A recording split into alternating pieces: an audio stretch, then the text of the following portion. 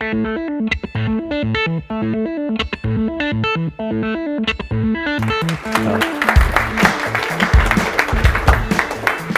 anybody heard of us, Trellist Marketing Technology?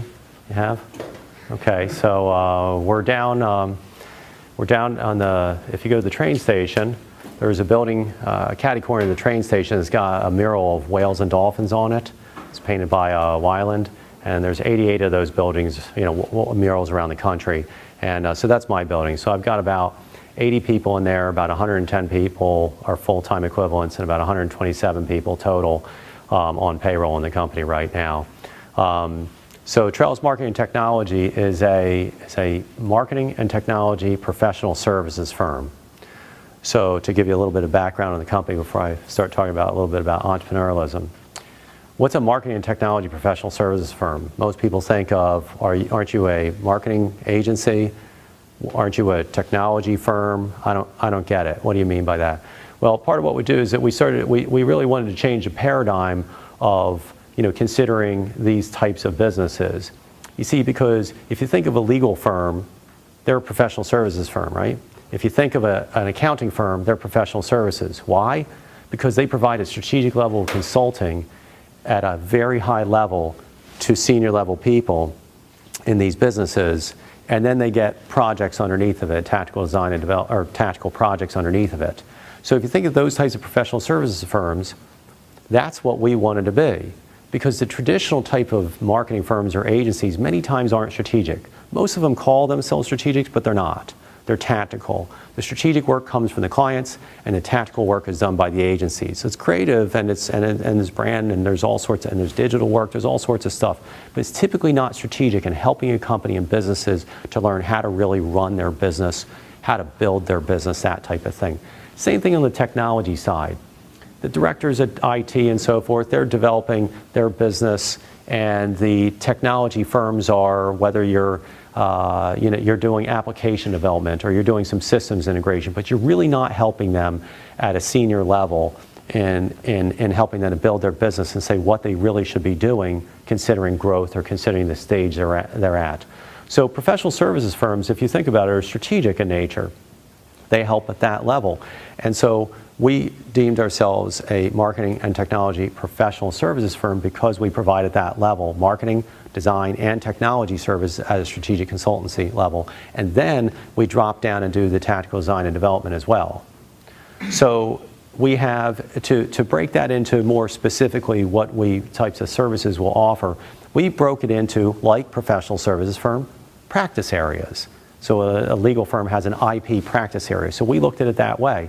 So Trellist has practice areas in marketing and branding, IT and application development, education and e-learning, and business strategy. So those are the practice areas. So I didn't sit here and say, oh, digital, we do websites. Sure, you do websites, but we don't even call them website. What we say is that we might do web development projects with marketing communications, with branding, with all systems integration. So it's a series of engagements maybe. So we look at things very differently than what a typical firm might look at them. So how do we grow like this? Well, because we use models to maintain the quality and the culture of what we do, the quality and culture as you grow. You see, because most firms, when they start building their company, they have all their cultural ways that they want to be. There's just no way they can keep it. They just can't. So what we did is we said, look, we don't want to grow unless we can maintain the quality and the culture of what we do as you grow. And so we came up with models of how to do that. How do you keep that 7-person, tight-knit firm sort of culture and the quality of work? And you're there till midnight and you get the thing done for the client. How do you keep that as you grow to 100-some people? We're on our way to about 1,000 people over the next 10 years is our plan. And then from there it'll turn into probably a global strategic consulting firm. But by that time I'll be out. So how do you do this? How do you build that quality and culture as you grow? You have to build models. So our company is all about building models of how to scale and how to create things in a repeatable way. Okay? How to make it a repeatable process to keep your business going and maintain that. That's what we think about all the time. So if you look at where I've come, from, and then I'll go into stages of business, I've come from this idea, from this first place where I'm selling somebody on, hey, use us, we can do a really good job in creative stuff and technology stuff, and use us, we're great, we're fun, so that's the beginning stage. And now my whole business is focused on model building, is on having strategic leaders across the company use those models to make better decisions. Use those models to how do we beat we beat Saatchi in New York. We beat Ogilvy in New York. We beat Ogilvy Interactive. We beat Accenture. We beat IBM. We beat freelancers. We beat our local guys up the street. We beat everybody. And how do we do that? I mean everybody when we go in a competitive environment. We have about an 80% close ratio on things we pitch. 80%. Now, how do we do that? Well, we're very selective about how we hire, about how they work in a model, about who we go after, because we look at something and say, oh, we want that traditional agency sort of model, and the account manager and the fun branding guy and they all come wearing black suits, and they all, it's so much fun. And we're like, not us, see you later. We're too analytical for that. We'll help you make money. We got super creative guys here, but we're analytical about it. We're gonna help you make money. Which one do you want? Now, not to say that we're always better than the next firm. It's not necessarily true. But in most cases, we do provide a much better return on investment. And the clients recognize that, and they buy from us because of that. So Trellist is an interesting company because it's a marketing technology professional service firm with practice areas. And then and that we're scaling it using models where that it's not about me. It's just not about me. A lot of these places are about the guy at the top, and what they say is how it goes, and that's just not how it is. This place is built in a distributed, what I call franchise leadership model, where that we're teaching people how to take what we've done and continue to use those same processes, models, decision methods, all that sort of thing to keep doing it. It's very unusual versus a traditional leadership, which is go ahead and lead the way you want, and we'll send you some training classes, and we'll get you guys on human foosball and learn how to be a team together. We're like, forget that. We're not going to do that. So what we do is that we get people that figure out they want to be in an environment, they understand what we do, and it's top-level talent, and it just keeps rolling. So our clients, we've got, I mean, really, it's unheard of. We have almost 80 clients. I mean, everybody. All the banks, actually, except one, we steal their people. So we was one bank we don't want to do business with because we go and steal their people. So anyway, we work with all the banks, all the pharmas. We work with automotive and motorsports companies. We work with professional services firms. We work with just about everybody. So global clients. So it's pretty neat what's happened. So we've been on a good run. But it wasn't easy. So what I'm here to do is to talk today about, say, okay, so that's where we are and where we're going. We're going to do some acquisitions, and we're going to acquire companies that can fit into the model and just keep growing, right? That's how it's going to work. We're going to keep having a fun company where I can like travel to a new office, in San Diego, which is a great town. If you haven't been there, so you go to San Diego, you start a new office, you have fun, right? That's what we do. So. So to try to take you from where we started to now and what to think about as young entrepreneurs or guys that are interested in being entrepreneurs, a bunch of things that I thought I would kind of share with you. All right. So there's two ways of looking at it. You guys have probably heard that thing where it says, how long, if you've been in business for 5 years, oh, you've made it, right? You got to make it to year 5. A lot of people say that. There's a little bit of truth to that. And so again, as I always are thinking about, well, why is that true? How is it? You start to break it down and say, well, look, here's the things to kind of look for. So one way is to look at things from a year's perspective.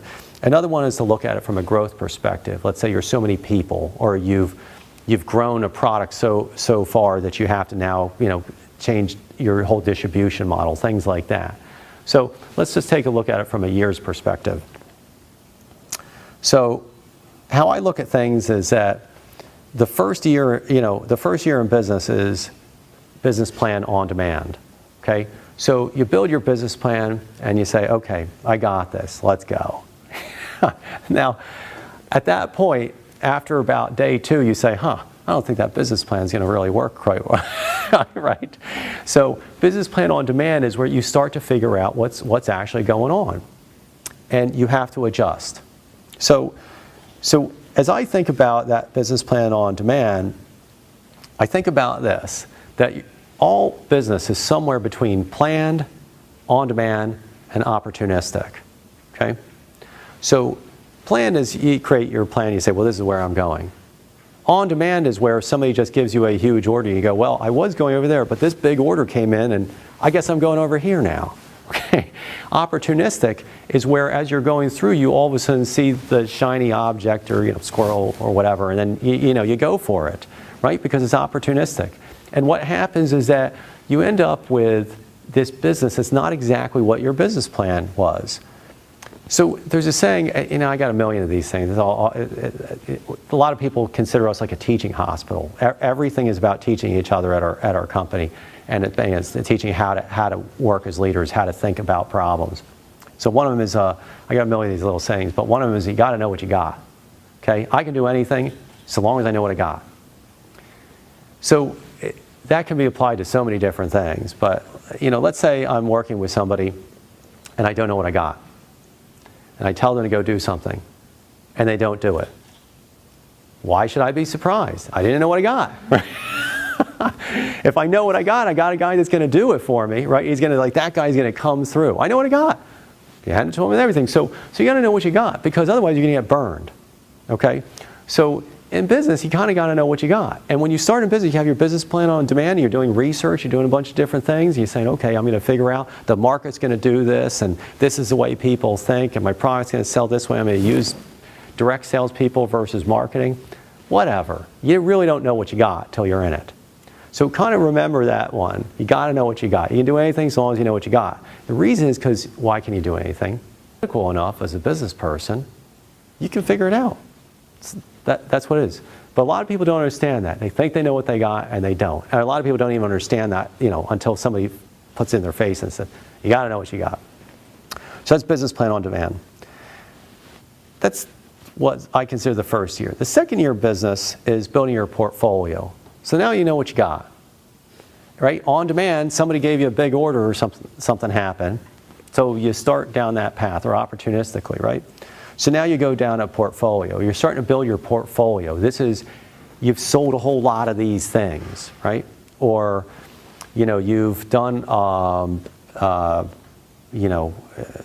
sold a lot of these things. It's starting to build your portfolio of what you really are, okay? So this is what I said I'm going to do. Well, now I'm kind of doing something a little different, and this is who you end up becoming, because your portfolio starts to grow of who you really are. So that's the next one.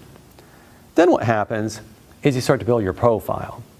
Your profile, in my mind, as you're getting into year 3, is from that portfolio, who do you really say you are? Now, I'm not talking about brand stuff. I'm just talking about who you say you are and how you might pitch and so forth.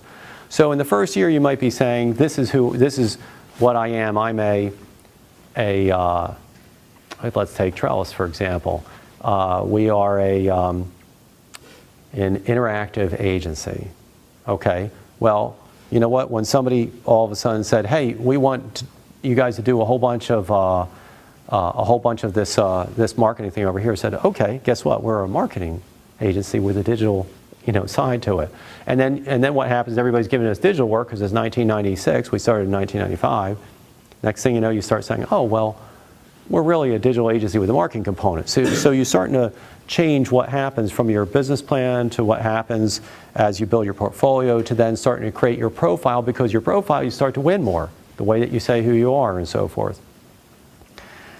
Now the next year is that, in my mind, is that you got to get back to the balance sheet. You know why?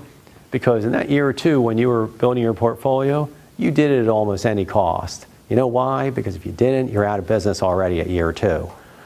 You had to build your sales, otherwise you're out of business. But you're building your sales and you're depleting all your cash. You're doing everything you can to build your business. And year 4, and then now you have your profile and you're getting more of it. But guess what? Now you have cash flow problems. I mean, now you're going to be like, I'm super successful and I'm about to go out of business. And it's true. This is it. So what happens is that I call year 4 balance sheet. Okay, and that's where all of a sudden you wake up and you say, I got to run the company by the numbers. Okay, so that's another one of these things. You got to run a company by the numbers. That's when you stop being enamored with your own business, your own products, your own profile. You got your picture in the paper. We have like, this is ridiculous what's going on in my office today. We usually don't go for awards and stuff like that, but because we're going to go into acquisition mode, we decided we had to get some PR out in the marketplace and let people know, like, you know, we're serious. So all of a sudden we got everybody at our office. I don't want any of that, but I got to do it because it's PR for us to help build the business. That's just not our style to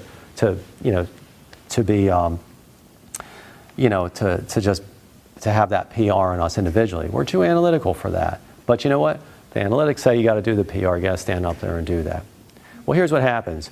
You've won a lot of business. You're all enamored with yourself, your products. You're like, I have the greatest products out there. Who cares? What you do is by the time it's year 4, you're going out of business if you don't do something about your cash. So balance sheet is where you all of a sudden say, wait, I got to run the company by the numbers. I got to stop being enamored with all the things I'm enamored with and start running the company by the numbers. And that means you have to, so this is where I come up with this little picture this thing. I don't know, I made this up. It's like something like the Topple game or something like that. So picture like a merry-go-round dome that spins around on a pole. Okay, so you got a pole and a dome, right? And that pole sits right in the middle of it, right? So it looks like that. And then around the edges of that dome are buckets. And they're spinning, okay? So what's happening here is those buckets are all the different functional areas of your business. Sales bucket, operations bucket, finance bucket, hiring, HR bucket, administration. You have all these buckets. And you know what? Why they're spinning? Because that's time. Now your job is to drop rocks into those buckets. You see, because you're running the company by the numbers. Your job is to drop rocks in those buckets without the whole thing toppling over.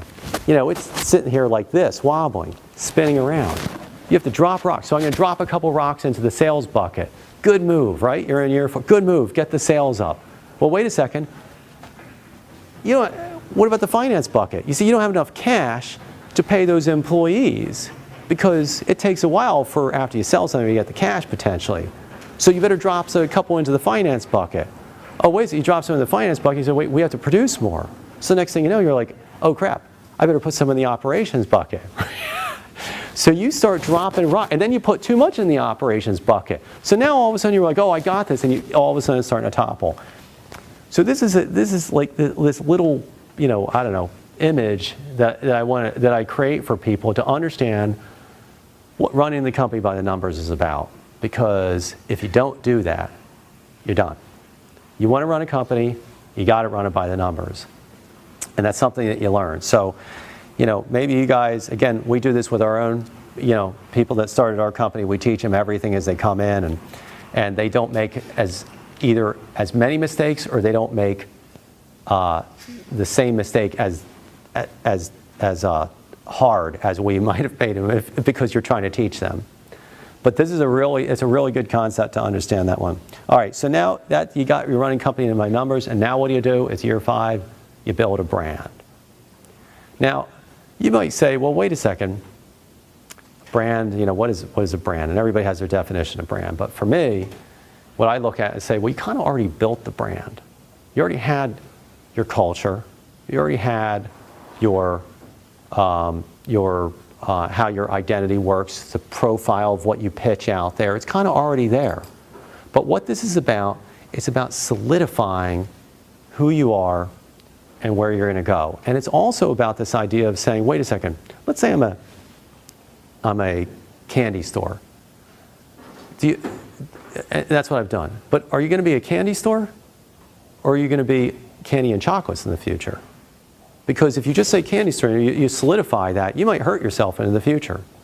Am I going to be a candy and chocolate store, but am I going to be one store? Am I going to be multiple stores? Am I going to franchise it? These things are about where you have to look at your brand and say, wait, what am I going to become as a business? And trying to solidify all of that. So from what you've become and who you are as a person and the brand that has been developed and where you're going into the future. So that's year 5 in business in my mind. After that, what happens is that you leverage you just leverage everything. You leverage all the stuff that you have. You leverage your cash, your balance sheet, right? You leverage your brand, you leverage your portfolio, you leverage everything. You leverage your employees, and you just leverage after that. So to me, this is stages of business and in years in business. Now, interesting enough, if you go down the growth of business, and let's say like numbers of people, you have different things that you have to consider with growth of people. Because in there, you're then looking at functional areas. Once you get past a certain level of people, you're going to have to really focus more on HR, because all of a sudden, before you had that fun thing where everybody would just talk to each other, and next thing you know, somebody's coming in and saying, well, I didn't have a review. You're like, what? We don't do reviews. And it's like, yeah, you better start doing reviews, because then you're going, wow, I don't like this, and I'm out of here, because people are people. And so as you go through growth stages, not by years, but by numbers of people, or by revenue, or by different things like that, that changes the game entirely. It might be that your revenue goes to a certain level, and then it changes the game in terms of the financial and the banking relationships, and you have to start thinking about that more. It might be that, again, people, it changes the HR thing. So it might change how you need to market now. You got to a certain size and you say, okay, time to change to the next level of marketing versus what you used initially. Things change in business. So remember what I said? Planned, on-demand, opportunistic? Guarantee that's it. So that's what happens. The other thing that happens in business is that some people, that what they have to do is they have to understand that business really is about smarts, I call it smarts, luck, and faith. And I really mean that, because you can be really smart. There's some of the best ideas in the world are dead, gone, buried, and they're just, why? Probably because they might have had some of the smarts, but they didn't have either luck or faith. Just understanding this may or may not work, right? That's all there is to it. So you can have a lot of people with really bad ideas that are really successful. And it's kind of infuriating to a business guy with integrity and has run their business the right way, but it is what it is. You're like, I guess they had the somewhere between smarts, luck, and faith. Maybe they had a little bit more luck, or maybe whatever. Maybe they had something behind them. So you kind of have to consider that. So if you're ever at that mind that says, we're going to be successful because I have a great product, remember, you start to tie this all together, right? What did I say? Stop being enamored with your product. It's about on-demand, planned, and opportunistic, and then also stop being enamored with your product, about smarts, luck, and faith. It may or may not work. And there's only so much that you can do. I'll give you a great example. We started a second business because the two businesses were going to leverage off of one another. Back in 1999, we started the second business. Still considered, it was a product idea. I was traveling around the country. I was meeting with CEOs of big brands all over the country. Met with CEOs of Puma, who was a co-founder of Nike. All those guys, all the Fashion Avenue, everybody up in New York, all the CEOs of Fashion Avenue up in New York, DKNY, and just everybody. We had every CEO or senior vice president, all these brands across the country. We were very successful in signing up all these guys for this transaction processing system. Trellist built it. Trellist was going to market it. Trellist was going to be the supporting engine behind this whole product. The product, though, was geared towards brand manufacturers. The president of Estee Lauder shook my hand and said, Dave, you're the guy that figured it out. He goes, that's really good. He goes, but listen, let me tell you something. You are a fledgling company. And I get that. So I am not going to risk my brand on the fledgling company if I see any hint of problems. I'm out. So he goes, I'll sign up now. I'm going to do this, but I'm out if that happens. I got it. So what happens? We're building this business, right? And the dot-com bust happens. Now, this wasn't a dot-com. It wasn't a dot-com. It was a transaction processing system for manufacturers. But you know what happened? The dot-com bust created the greatest sucking sound in the world. It was like, and it sucked out all the money in the marketplace. So everybody that was going to give us money to take this thing to the next level as venture capital firms, they're out. I had 2 rounds of venture capital in. I put in about $1 million of our money, and we were done. because we couldn't get the third round of venture funding, no matter how many manufacturers I signed up. President of Estee Lauder's like, well, Dave, you know, I would actually fund this whole thing, but I can't do it either. I was hosed. I mean, so I went from, you know, building this business from, you know, I had a decent, you know, background, so I went from, you know, and making some good money, started my own business. So I went from Prince to pauper, starting the business, back up to Prince because I was on top of the world running the company in 1999, 2000, started 2 companies. All of a sudden I'm back down to pauper again, and I'm like, oh, this sucks, right? So anyway, it took a long time to build back. Guess what I did? Build back the balance sheet. I went back to year 3 all over in business, and it took me 3 years to build back my balance sheet. From there, I then developed the models that I'm in now, and then I built the business to where I am today. And my mistake, this is why I keep, you know, saying smarts, luck, and faith. My mistake, I had assumed that just because I was successful, I would get all 3 rounds of venture cap that I was planning for. I had gotten round 1, I had gotten round 2, and the dot-com bust stopped me from getting round 3, no matter how successful I was. So smarts, luck, and faith is about this idea of saying, I don't know what I got. I got to just keep mitigating risk all along the way. So that's the thing that, you know, I can basically tell you is that when you're in business, it's about executing, mitigating risk, thinking about all these things to not be overconfident, understanding how to actually